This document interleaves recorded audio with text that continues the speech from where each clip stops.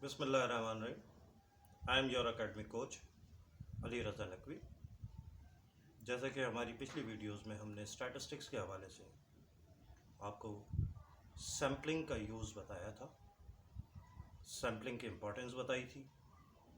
आज हम उससे मज़ीद आगे बात करने जा रहे हैं। सैम्पलिंग में हम पॉपुलेशन से लिए गए एक सैंपल की मदद से पॉपुलेशन के पैरामीटर्स के मुतालिक अंदाज़े लगाते हैं। ये प्रोसीजर एस्टिमेशन कहलाता है और एस्टिमेशन के दो तरीक़ेकार हैं। Number 1 point estimate, number 2 interval estimate. Point estimate में हम किसी भी पैरामीटर की सही वैल्यू के मुतालिक सिंगल वैल्यू की मदद से अंदाज़ा लगाते हैं, जो कि एक मुश्किल काम है। प्रैक्टिकली स्पीकिंग किसी भी चीज़ के बारे में एग्जैक्ट अंदाज़ा लगाना एक मुश्किल काम है। इसलिए स्टैटिस्टिक्स एक और तरीक़ेकार आपको फराहम करती है जिसका नाम इंटरवल एस्टिमेशन है, जिसमें आप बजाय इसके कि एग्जैक्ट वैल्यू का अंदाज़ा लगाएं, आप एक फिजिबल या कॉन्फिडेंस इंटरवल डिफ़ाइन करते हैं जिसमें असल वैल्यू लाई करती है। मसलन आप का कोई दोस्त आपसे पूछे कि आप कितनी देर में उसके पास पहुंच रहे हो, आप कहते हो 15 से 20 मिनट लगे। ये 15 से 20 मिनट का अंदाज़ा आपका फिजिबल रीजन या फिजिबल इंटरवल या कॉन्फिडेंस इंटरवल है। इसी तरह हम किसी चीज़ की कीमत का अंदाज़ा लगाना चाहते हैं कि ये फ़लाँ चीज़ कितने की आएगी, फ़लाँ बंदे की उम्र कितनी होगी, फ़लाँ बंदा कितना कमाता होगा, तो हम हमेशा एक इंटरवल की बात करते हैं कि यहाँ से यहाँ तक के दरमियान इसकी वैल्यू होगी। आजकल का बड़ा कॉमन पॉइंट कि आपने आजकल ख़बरों में सुन रहे होंगे कि कोरोना ने पूरी दुनिया को अपनी लपेट में लिया है और मुख्तलिफ़ अंदाज़े इसके मुतालिक चल रहे हैं कि दुनिया भर में तकरीबन 3 से 4 लाख लोग इस वबा का शिकार होंगे। ये 3 से 4 लाख का जो इंटरवल है, ये एस्टिमेशन में कॉन्फिडेंस इंटरवल कहलाता है। मसलन अमेरिका में सदर ट्रंप ने ये जुमला कहा कि अगर हम 1.5 से 2 लाख अमवात पर, इसको हमारा अंदाज़ा है कि 1.5 से 2 लाख अमवात पूरे अमेरिका में करोना वायरस की वजह से होंगी, तो ये उनका कॉन्फिडेंस इंटरवल है या वो इंटरवल एस्टिमेशन कर रहे हैं जिसके दरमियान उनके ख़याल में अमवात की तादाद आएगी। इंटरवल एस्टिमेशन के लिए मुख्तलिफ़ कंडीशंस में मुख्तलिफ़ फार्मूलाज इस्तेमाल होते हैं। सैंपल की एविडेंस की बुनियाद पर हम किस तरह से किसी भी प्रॉब्लम के लिए कॉन्फिडेंस इंटरवल बना सकते हैं, ये हमारा आज के लेक्चर में पॉइंट होगा।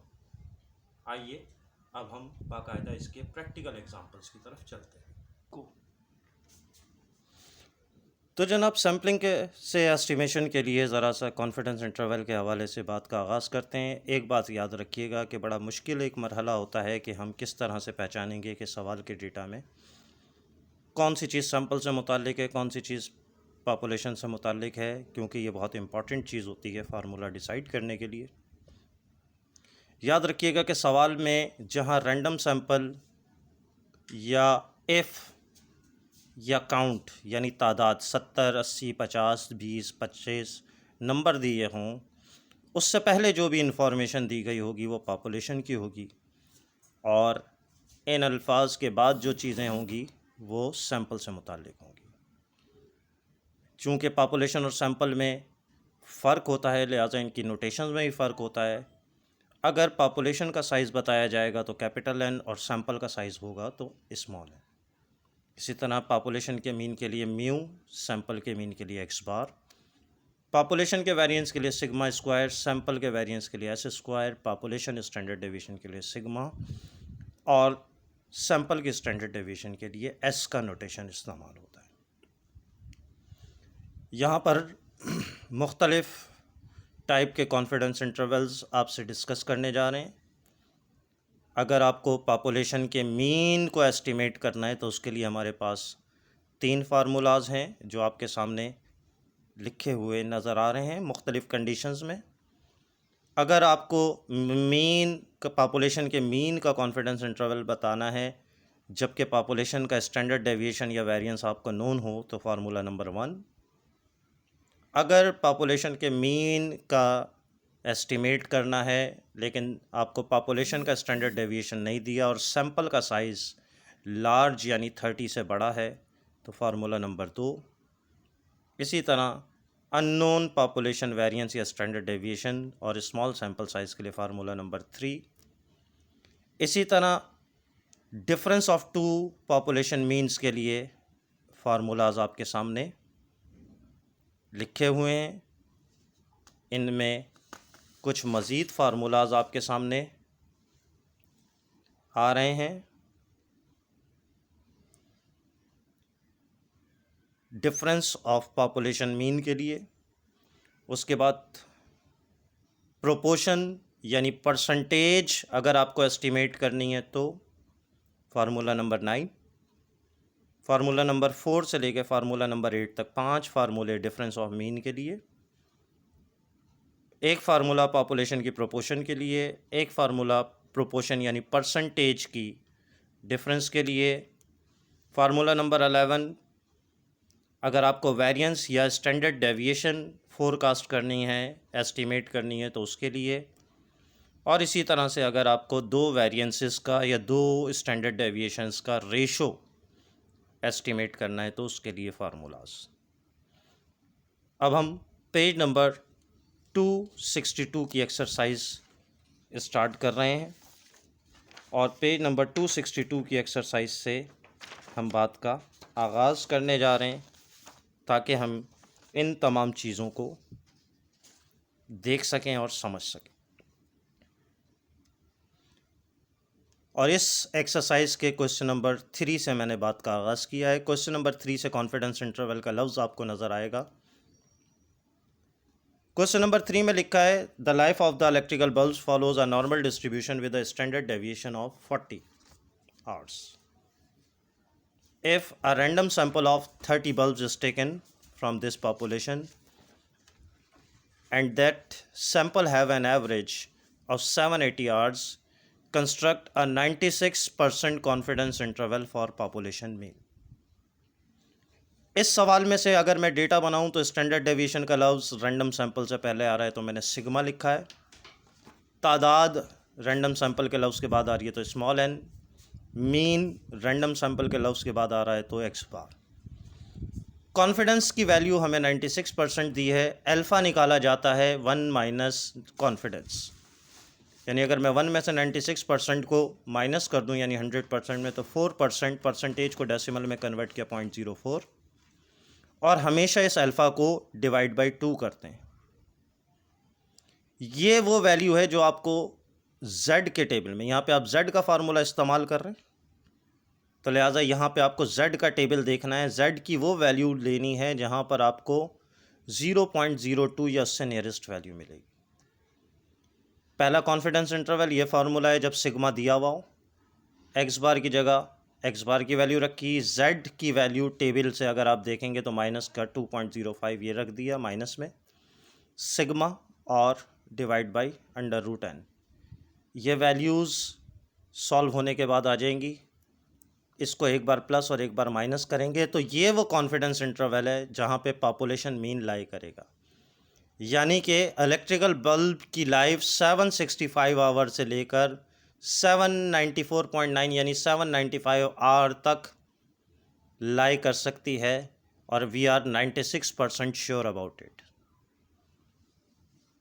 इसी तरह क्वेश्चन नंबर 4 भी बिल्कुल सिमिलर इसी तरह का सवाल है। क्वेश्चन नंबर 4 भी आप बिल्कुल सेम इसी फार्मूले से कर सकते हैं। सिग्मा आपको 1.5 दिया हुआ है, n 36 दिया हुआ है, एक्स बार 22.5 है। यही फार्मूला आपका लग रहा है। कॉन्फिडेंस 95% है तो अल्फ़ा आपके पास 0.05 आ गया, अल्फ़ा बाई 2 आ गया। इस वैल्यू पे Z की वैल्यू जो है -1.96 आएगी। ये वैल्यू रखी, सॉल्व किया तो ये दो इंटरवल आ गए। यानी कि अगर इस और इस वैल्यू के दरमियान चीज़ लाई करती है तो वी आर वेरी कॉन्फिडेंट कि हमारी एक्चुअल वैल्यू इन दोनों वैल्यूज़ के दरमियान लाई करेगी, 22.01 से 22.99 के दरमियान। इसके बाद अगला फार्मूला हम इस्तेमाल करने जा रहे हैं। सैंपल दिया हुआ है 50 का, 50 स्टूडेंट्स का सैंपल लिया गया एक पॉपुलेशन से जिनकी एवरेज हाइट 174.5 और स्टैंडर्ड डेविएशन 6.9 है। अब ये केस नंबर 2 है, इसमें आपको सिग्मा लिखा हुआ नज़र नहीं आ रहा। यहाँ पे स्टैंडर्ड डेविएशन रैंडम सैंपल के लफ्ज़ के बाद है, तो लिहाजा इसे स्मॉल एस से डिनोट करेंगे। अल्फ़ा निकाल लिया, अल्फ़ा/2 निकाल लिया। इस वैल्यू पर z की वैल्यू आप जब निकालेंगे तो -2.33 आ जाएगी। ये वैल्यू रखी, s रखा, n रखा, सॉल्व किया तो वी आर 98% श्योर के average height of the student 172.226 से 176.774 सेंटीमीटर के दरमियान आएगी। क्वेश्चन नंबर 6 क्वेश्चन नंबर 5 ही की तरह है, तो लिहाजा आप इसको कर सकते हैं। पिछले चैप्टर से हम एक बात देखी थी कि expected value of x bar mu के बराबर होता है, यानी कि सैंपल मीन पॉपुलेशन मीन का एग्जैक्ट एस्टिमेट होता है। तो फिर हमें यहाँ पर जो डिफरेंस है वो फार्मूले में ये चीज़ है। एक्स बार अगर म्यू का बताता है तो ये चीज़ ऐड और सब्सट्रैक्ट क्यों कर रहे हैं? ये हम ऐड और सब्सट्रैक्ट इसलिए कर रहे हैं कि अगर मीन एक्चुअल से डिफ़र करेगा तो पॉसिबल एरर इतना होगा। तो लिहाजा मैं इस चीज़ को पॉसिबल एरर लिख लेता हूँ, PE possible error. Question number 6 के पार्ट बी में पॉसिबल एरर निकालने के लिए कह रहा है। तो इसका मतलब है प्लस माइनस के बाद जो वैल्यू है वो पॉसिबल एरर की वैल्यू है। ठीक है, तो जो आप क्वेश्चन नंबर 6 के पार्ट ए में पॉसिबल एरर यानी प्लस माइनस के बाद वाली वैल्यू निकालेंगे उसको उठाकर पार्ट बी में लिख देंगे, क्योंकि पॉसिबल एरर निकालने के लिए दे रहा है। एग्जाम्पल के तौर पे अगर आप देखें तो यहाँ पे प्लस माइनस के बाद 2.274 है, तो अगर इस पार्ट के बी पार्ट में मुझसे पॉसिबल अमाउंट ऑफ एरर पूछता तो 2.274 इंचेस सेंटीमीटर्स, जो भी उसका यूनिट है मैं लिख देता। यानी 2.27 का असल में और अंदाजे में फ़र्क अंदाजे से आ सकता है। अब क्वेश्चन नंबर 7, इस तरह के सवालात हमें रियल लाइफ में बहुत सारे मिलते हैं कि सैंपल साइज़ कितना होना चाहिए। इस सैंपल साइज़ के सवाल की पहचान बहुत आसान है कि जिस सवाल में हाउ लार्ज अ सैंपल पूछे इसका मतलब है n निकालना है।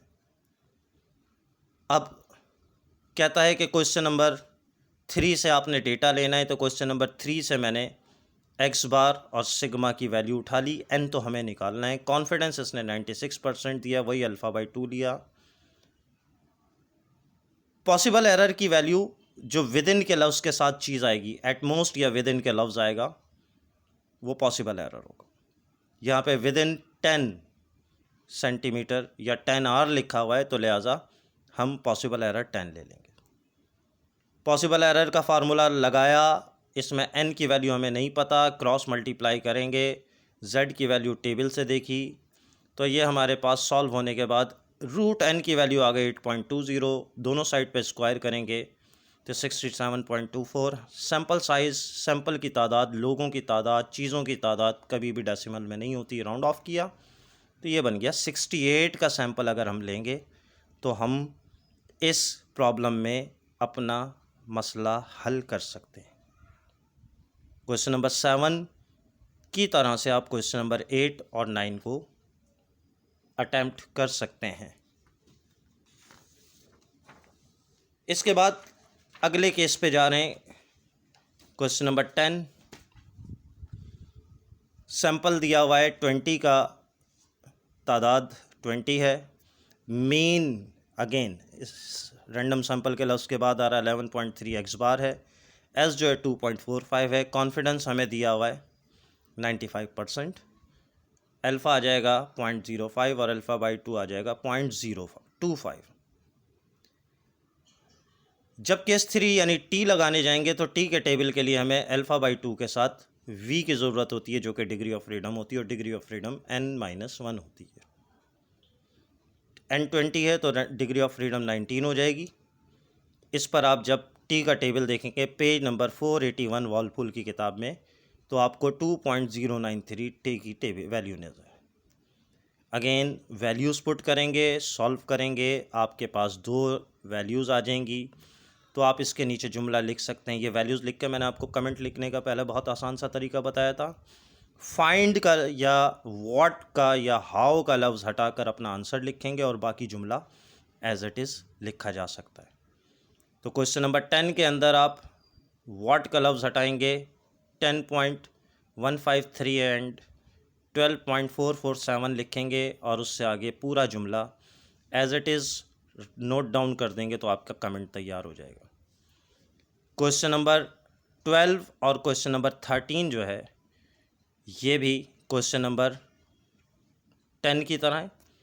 क्वेश्चन नंबर 11 भी बेसिकली इसी तरह का है, लेकिन इस सवाल के अंदर आपको डेटा के बजाय, आपको समरी के बजाय डेटा दे दिए। क्वेश्चन नंबर 11 में आपको 10 वैल्यूज़ लिखी हुई नज़र आनी, उनका मीन निकालेंगे तो 10.06, एस निकालेंगे तो ये आ जाएगा 0.246। दोनों के फार्मूले आपके सामने मौजूद हैं, कैलकुलेशंस परफॉर्म कर सकते हैं। अगले सवालों में ये कैलकुलेशन मैंने बाकायदा करके भी दिखाई। 99% कॉन्फिडेंस है, अल्फ़ा आपके पास 0.01 आ जाएगा, अल्फ़ा बाई 2 निकालेंगे और यहाँ पे वी आपके पास 9 आ जाएगा। याद रखिएगा जब भी n की वैल्यू 30 से छोटी होगी तो आपको t का टेबल देखना और t के टेबल के लिए v निकालना ज़रूरी है जो कि n-1 होता है। t के टेबल में 0.005 पर और v में 9 पर जाके देखेंगे तो 3.25 आ जाएगा। इन दोनों इस वैल्यू को और बाकी डेटा की वैल्यूज़ को यहाँ पे पुट करेंगे, ये दो वैल्यूज़ आ जाएंगी। दोबारा कमेंट बता रहा हूँ, we are 99% confident that the content of a container of a particular lubricant must lie between 9.807 to 10.313 litre या मिलीलीटर, जो भी उसने सवाल में यूनिट दिया। क्वेश्चन नंबर 12, 13 क्वेश्चन 10 की तरह है। क्वेश्चन नंबर 14 आ गया। अब यहाँ पे दो ग्रुप्स का डेटा दिया हुआ है। सवाल के अंदर आपको सिग्मा दोनों दिए हुए हैं, कॉन्फिडेंस दिया हुआ है, ये आप डेटा से देख कर लिख सकते हैं। फार्मूला नंबर 4 पे आ गया हूँ। अब इस फार्मूले में सिर्फ वैल्यूज़ पुट करनी है। z की वैल्यू 0.03 पर जब आप z का टेबल देखेंगे तो माइनस का 1.88 आ जाएगा। उसके बाद ये कैलकुलेशन बड़ी आसान है और ये आपके पास दो आंसर आ जाएंगे। इन दोनों आंसर्स को आप अपने सवाल में एम्बेड करेंगे तो आपके पास कमेंट आ जाएंगे।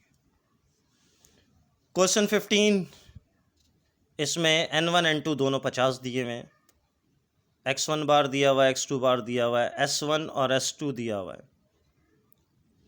दोबारा रिपीट कर रहा हूँ कि इस सवाल के अंदर मीन और स्टैंडर्ड डेविएशन सैंपल या तादाद, सैंपल के लफ्ज़ या तादाद के बाद दिए हुए हैं, तो लिहाजा ये सैंपल इंफॉर्मेशन है। तो लिहाजा इसके लिए जो नोटेशंस आपको शुरू में बताई हैं उनका ख्याल रखिए। 95% कॉन्फिडेंस है तो अल्फ़ा 1 माइनस 95.05 आ गया, अल्फ़ा बाई 2.025 आ गया। कॉन्फिडेंस इंटरवल का फार्मूला लगाया, फार्मूला नंबर 6, और यहाँ पर z की वैल्यू 0.025 पर माइनस 1.96 टेबल से आएगी। इस वैल्यू को पुट किया, प्लस माइनस के बाद एक वैल्यू आ गई, ये पॉसिबल अमाउंट ऑफ एरर है। एक बार प्लस करेंगे, एक बार माइनस करेंगे, दो वैल्यूज़ आ जाएंगी और ये आप अपने कमेंट में इस्तेमाल कर सकते हैं। Question number 16, should try with yourself. आपने ख़ुद करना है इस सवाल को, क्वेश्चन नंबर 16 को। मैं सिर्फ़ और सिर्फ डिफरेंट सवालात आपसे डिस्कस कर रहा हूँ, जो सिमिलर क्वेश्चन हैं वो मैं आपके लिए छोड़ दे रहा हूँ। क्वेश्चन नंबर 17 में डेटा बना के दिया हुआ है, कॉन्फिडेंस 95% मांगा है। इस सवाल के अंदर आपको एक लफ्ज़ नज़र आ रहा है, वेरिएंसेस आर इक्वल। जब भी वेरिएंसेस इक्वल का लफ्ज़ आ जाए तो इसमें टी का फार्मूला नंबर 7 लगेगा, वेरिएंसेस इक्वल सवाल में लिखा हुआ नज़र आएगा। यहाँ पे कॉन्फिडेंस आपको 95% दिया है, तो अल्फ़ा आपके पास आ गया 0.05, अल्फ़ा बाई 2 आ गया। वी निकालने के लिए दो ग्रुप का तरीका n1 + n2 - 2। एक ग्रुप होता है तो n-1, दो ग्रुप होते हैं तो पहले n में से भी -1, दूसरे n में से भी -1, तो ये दोनों n में से -1 यानी -2 हो गए। तो दोनों तादाद लिख के 23 आ गया। इस पर आप टेबल वैल्यू देखेंगे 2.069 के टेबल से आएगा। यहाँ पे आपको इस वेरिएंस इक्वल के अल्फाज की सूरत में एसपी निकालना पड़ेगा, pooled standard deviation. Pooled standard deviation का फार्मूला ये लिखा हुआ, ये शुरू में आपको जो फार्मूले दिखाएं उसमें सब लिखे हुए। इसमें वैल्यूज़ पुट करेंगे, एसपी आ जाएगा। इस एसपी को, टी को और बाकी सारे डेटा को आप यहाँ पे पुट करेंगे, आपके पास ये इंटरवल आ गया। इन दोनों वैल्यूज़ को आप अपने सवाल में यूज़ करके इंटरप्रेट कर सकते हैं। क्वेश्चन नंबर 18 जो है क्वेश्चन नंबर 17 ही की तरह का सवाल। क्वेश्चन नंबर 19 के डेटा के अंदर, सवाल के अंदर सिर्फ और सिर्फ एक छोटा सा फ़र्क है कि वहाँ वेरिएंसेस इक्वल लिखा था या वेरिएंसेस अनइक्वल लिखा।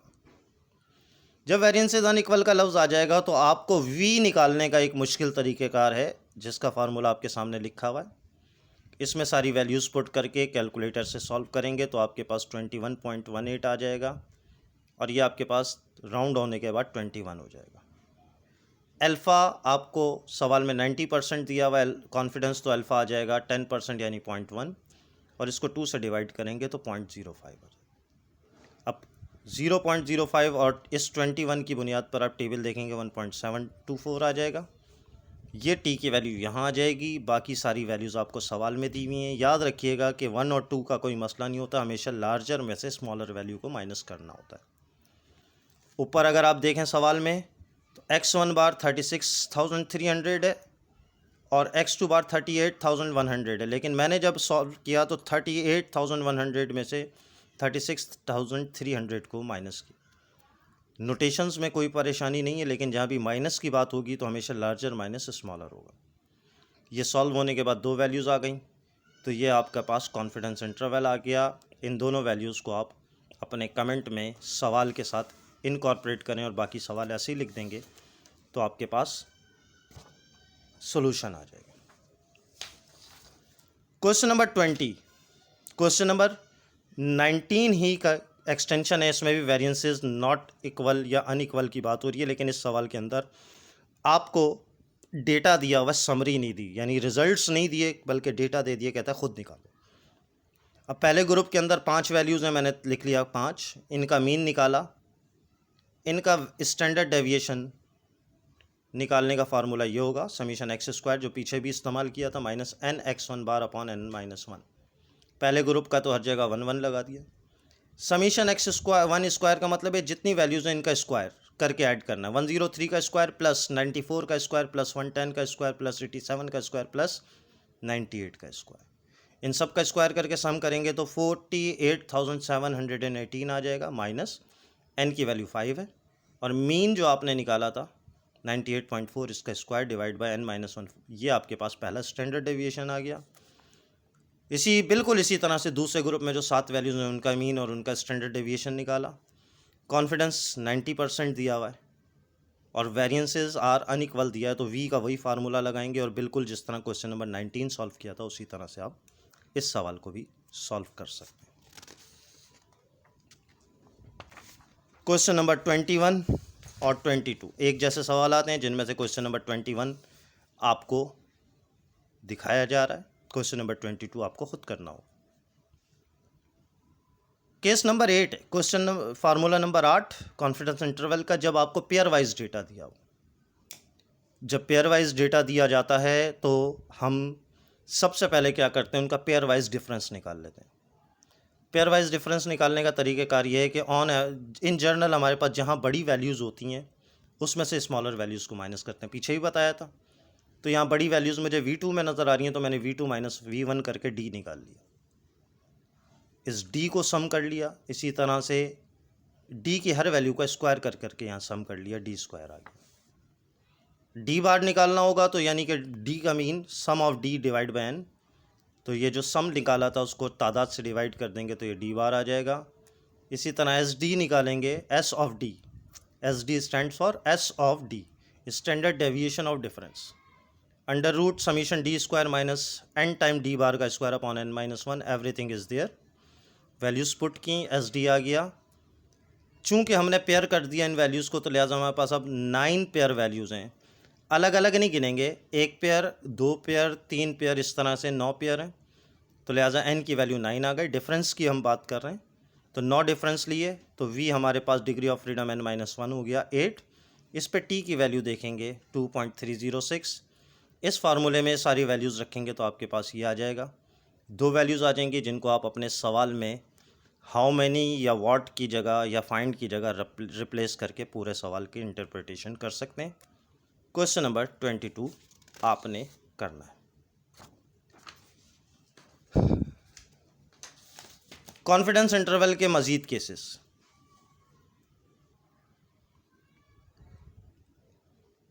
अब प्रोपोर्शन के इंटरवल के लिए परसेंटेज की फोरकास्टिंग के लिए हमारे पास पेज नंबर 273 की एक्सरसाइज दी गई है। क्वेश्चन नंबर 1 में हमें कहा गया है कि 200 का सैंपल है, उनमें से 120 लोग, उनमें से जब भी आउट ऑफ का लफ्ज़ आ जाए तो इसका मतलब है परसेंटेज या प्रोपोर्शन की बात हो रही है। तो यहाँ पे पी कैसे निकालेंगे, परसेंटेज कैसे निकालेंगे, प्रोपोर्शन कैसे निकालेंगे, जितने हैं जितने में से उसको डिवाइड करके पी निकल आएगा। And we always know that जब पी की बात होगी तो Q1 माइनस पी के बराबर। काम वही है, अल्फ़ा कॉन्फिडेंस 96% था तो अल्फ़ा 0.04 और अल्फ़ा बाई 2 0.02। यहाँ पर आप जब z की वैल्यू निकालेंगे z की वैल्यू 0.02 पर तो आपके पास माइनस का 2.05 आ जाएगा। अब ये वैल्यूज़ आपने फार्मूले में रखनी है। पी कैप की जगह की जगह वैल्यू, z की वैल्यू, अंडर रूट के अंदर p की वैल्यू, q की वैल्यू, n की वैल्यू, सारी सॉल्व होकर ये आपके पास दो इंटरवल आ जाएंगे, यानी कम से कम 52.9% और ज़्यादा से ज़्यादा 67.1%। इंटरप्रिटेशन बिल्कुल वैसी होगी। इन दोनों वैल्यूज़ को आप सवाल में रखेंगे, फाइंड या व्हाट के लफ्ज़ को रिप्लेस करेंगे और बाकी पूरा सवाल वैसे लिख लेंगे। क्वेश्चन नंबर 2 क्वेश्चन नंबर 1 ही की तरह है और बी पार्ट में फिर वही पॉसिबल अमाउंट ऑफ एरर पूछ रहा है। तो मैंने आपको पीछे भी बताया था कि प्लस माइनस के बाद जो चीज़ होती है वो पॉसिबल अमाउंट ऑफ एरर होता है। तो इन सवालों में पॉसिबल अमाउंट ऑफ एरर ये है। तो अगर क्वेश्चन नंबर 1 में ये मुझसे पॉसिबल अमाउंट ऑफ एरर पूछता तो मैं लिखता 0.071, यानी 7.1% मार्जिन ऑफ एरर अलाउ है। ठीक है, पॉसिबल अमाउंट ऑफ एरर 7.1% है अगर क्वेश्चन 1 में पूछता। जब आप क्वेश्चन 2 सॉल्व करेंगे तो उसमें प्लस माइनस के बाद जो वैल्यू होगी उसको आप क्वेश्चन नंबर 2 के पार्ट बी में एक्सप्रेस कर देंगे। और इंटरप्रिटेशन का तरीका वही, आंसर लिखेंगे व्हाट की जगह, फाइंड की जगह, और आप इंटरप्रिटेशन कर लेंगे। क्वेश्चन नंबर 3, 4, 5 बिल्कुल क्वेश्चन नंबर 1 ही की तरह है। क्वेश्चन नंबर 6 में पॉसिबल अमाउंट ऑफ एरर दिया हुआ है। How large a sample, again n पूछ रहा है, विद इन 0.02 पूछ रहा है, पॉसिबल अमाउंट ऑफ एरर आ गया। क्वेश्चन नंबर 1 से कह रहा है कि आप बाकी चीज़ें ले लें, पी और क्यू मैंने वहाँ से ले लिया। कॉन्फिडेंस अल्फ़ा बाई 2, यहाँ तक मामला पहले डिस्कस हो चुका है।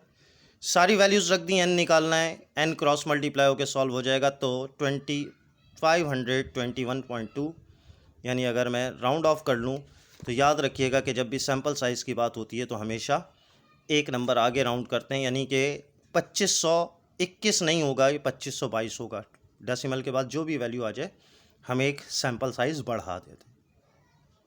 क्वेश्चन नंबर 7 आप खुद करेंगे इसी तरह से। क्वेश्चन नंबर 8, यहाँ पे एक नया फार्मूला इस्तेमाल होने जा रहा है और यहाँ पे सैम्पल साइज़ का एक अलग से फार्मूला है कि अगर सिर्फ और सिर्फ पॉसिबल साइज़ ऑफ एरर बता दे और कुछ ना बताए तो एन कैसे निकालेंगे। कॉन्फिडेंस 95% दिया हुआ, अल्फ़ा बाई 2 हमारे पास 0.025 आ जाएगा।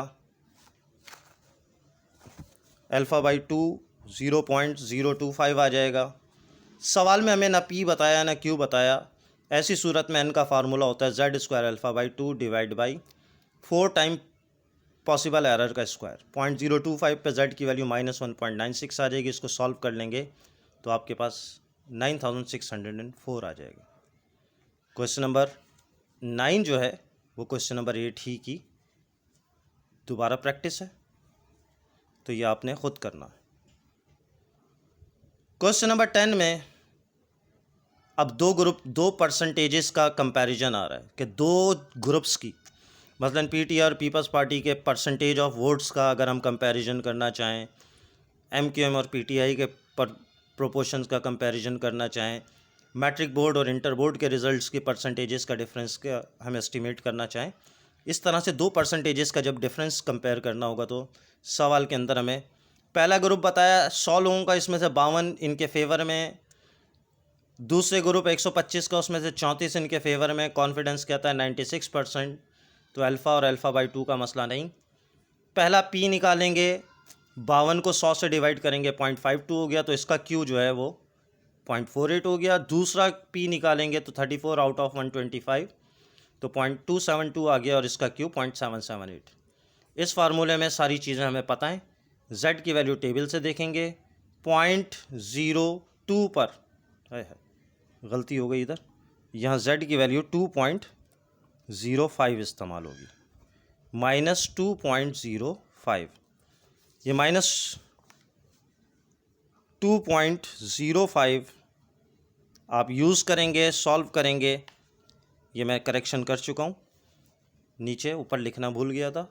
तो ये आपके पास दो इंटरवल आ जाएंगे।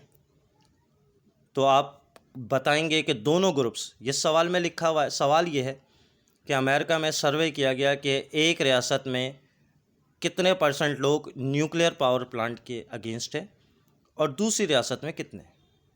तो वो कह रहे थे कि ये अंदाज़ा लगाएं, आप ये अंदाज़ा लगाएं कि इन दोनों में जितने % लोग एक न्यूक्लियर पावर प्लांट के फेवर में हैं, उन दोनों की परसेंटेजेस का डिफरेंस कम से कम कितना और ज़्यादा से ज़्यादा कितना आ सकता। तो हमारे पास आंसर आ गया 0.126 और 0.370, यानी कि 12.6% से 37% तक इन दोनों ग्रुप्स के दरमियान परसेंटेज का फ़र्क लाए कर सकता है। तो लिहाजा क्वेश्चन नंबर 10 में आप ये दो वैल्यूज़ डालकर इंटरप्रिटेशन कर सकते हैं। क्वेश्चन 11, 12 एंड 13 इसी क्वेश्चन की एक्सटेंशन।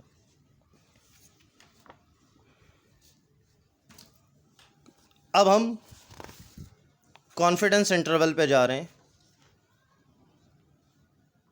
अब वो हमसे कह रहा है कॉन्फिडेंस इंटरवल बताओ वेरिएंस का।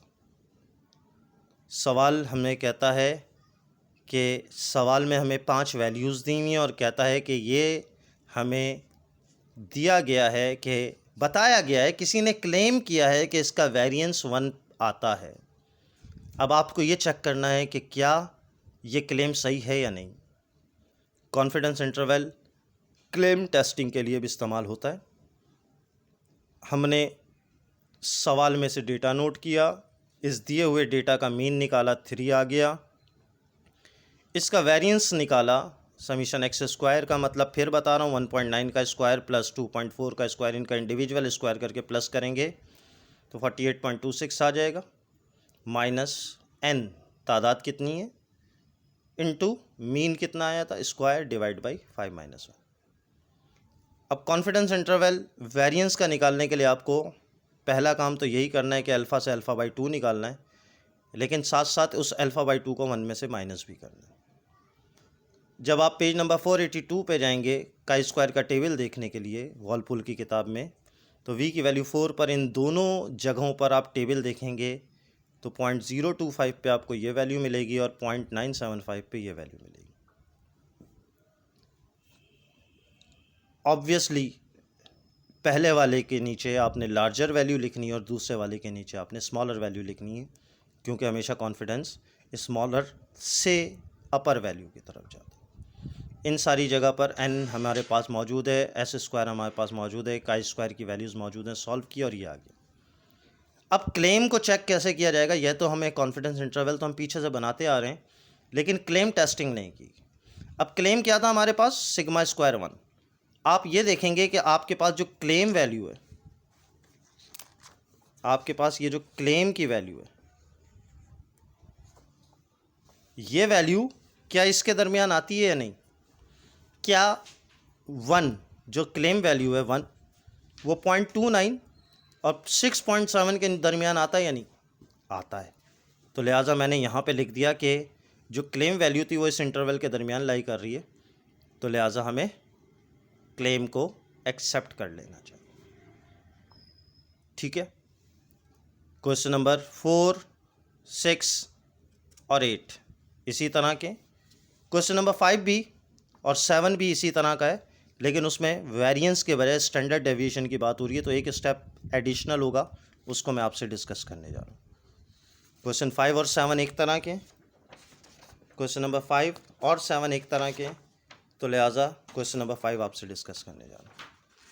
आप इस सवाल में गौर कर सकते हैं कि यहाँ पे आपसे कॉन्फिडेंस इंटरवल ऑफ सिग्मा पूछ रहा है, नॉट सिग्मा स्क्वायर। तो बस फ़र्क ये है कि अभी हमने पीछे ये फार्मूला लिखे थे बग़ैर स्क्वायर रूट के, तो लिहाजा हम यहाँ स्क्वायर रूट लगा देंगे। सवाल में 95% कॉन्फिडेंस है, अल्फ़ा 5% हो गया, अल्फ़ा बाई 2.025 हो गया और 1 माइनस अल्फ़ा आ गया ये। एन हमारे पास 20 है तो वी 19 हो जाएगा। सवाल में कह रहा है कि पेज नंबर 10, पेज नंबर 263 के क्वेश्चन नंबर 10 से जाकर आप डेटा नोट करें, तो वहाँ से एस की वैल्यू उठाई मैंने 2.45 का स्क्वायर की 2 वैल्यूज़ आ गई टेबल से, इसमें लाकर वैल्यूज़ रखें, सॉल्व किया और ये इंटरवल आ गया। अब यहाँ से आपसे कोई हाइपोथेसिस नहीं टेस्ट कर रहा, कोई क्लेम नहीं चेक करा रहा, तो लिहाजा आप इन वैल्यूज़ को फाइंड की जगह रिप्लेस करेंगे और आपके सवाल की इंटरप्रिटेशन हो जाएगी। क्वेश्चन नंबर 7, क्वेश्चन नंबर 5 ही कई रिपीटिशन है डिफरेंट वैल्यूज़ के साथ, तो लिहाजा आप इनको ट्राई कर सकते हैं। Now the last thing, question number 12।